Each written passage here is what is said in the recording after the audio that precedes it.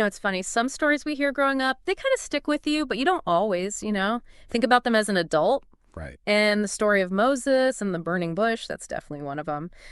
So you wanted to take a deep dive into this one, and I have a feeling this is going to be pretty fascinating. Yeah, this story, it's really relatable. Even though it was like centuries ago. I mean, we've got Moses just living his life as a shepherd.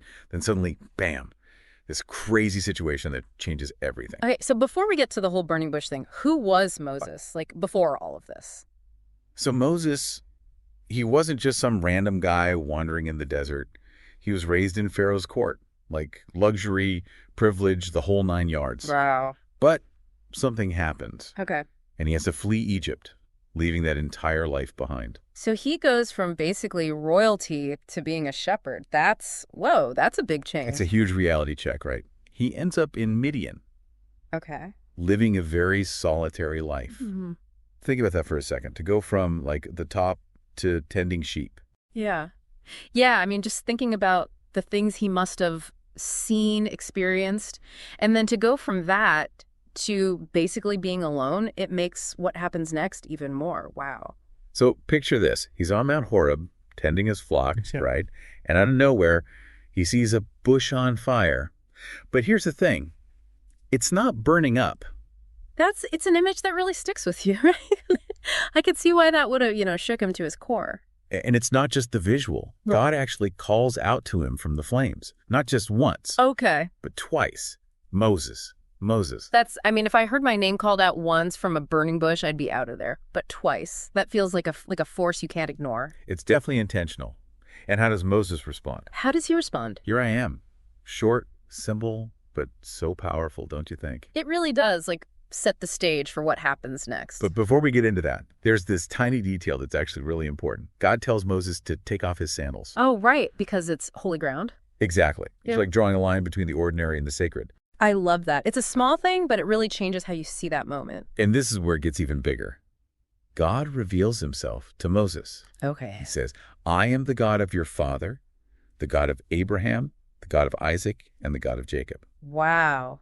So it's not just, hey, I'm God. It's like connecting him to his whole lineage, his ancestors. Exactly. And that's huge. So how does Moses react to, all of this, to being in the presence of, God? Well, the text tells us he hides his face.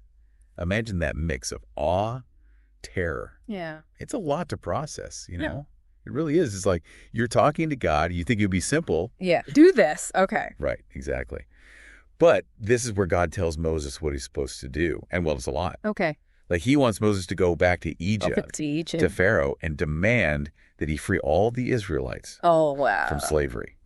That's a pretty big ask, even if you are talking to God in that moment. I'd be terrified. It's huge. Yeah. And you know what Moses says? Who am I that I should go to Pharaoh and bring the Israelites out of Egypt? He's like, you've got the wrong guy.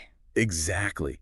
I mean, could you imagine? It's like he's lived this quiet life for so long. Right. And now suddenly he's supposed to take on Pharaoh. Oh, absolutely. It's like that feeling when you get offered a promotion, but you're way in over your head. Or maybe you're trying something new and you freeze up, that whole, who am I? That's such a relatable feeling. But, God doesn't get mad at him for asking. Right. Instead, he just says, I will be with you. Absolutely. That amazing. It's what we all want to hear, right? It's okay. You can do this. I'm here. Absolutely. It's Yeah. like the ultimate source of support.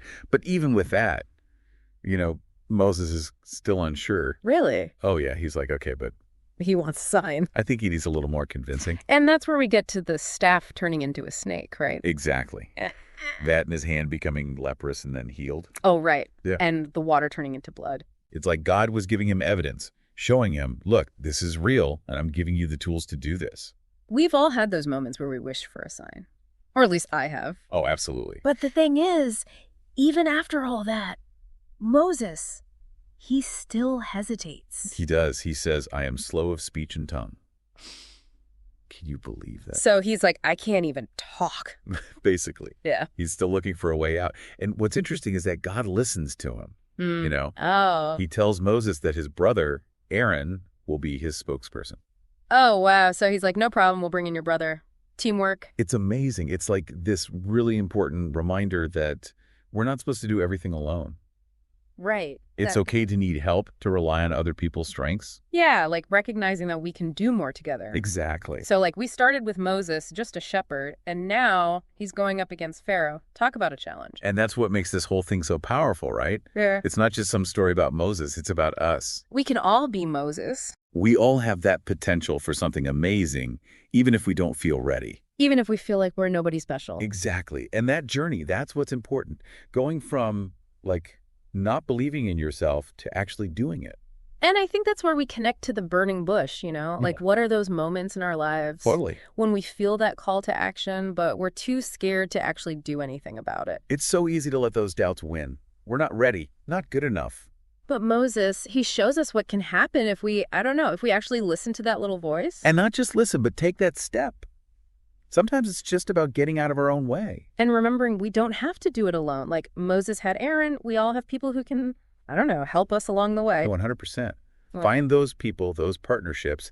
That's how you get things done. it's like the burning bush might not be literal fire or air, but that feeling, that drive, that's real. It's about recognizing it, not ignoring it.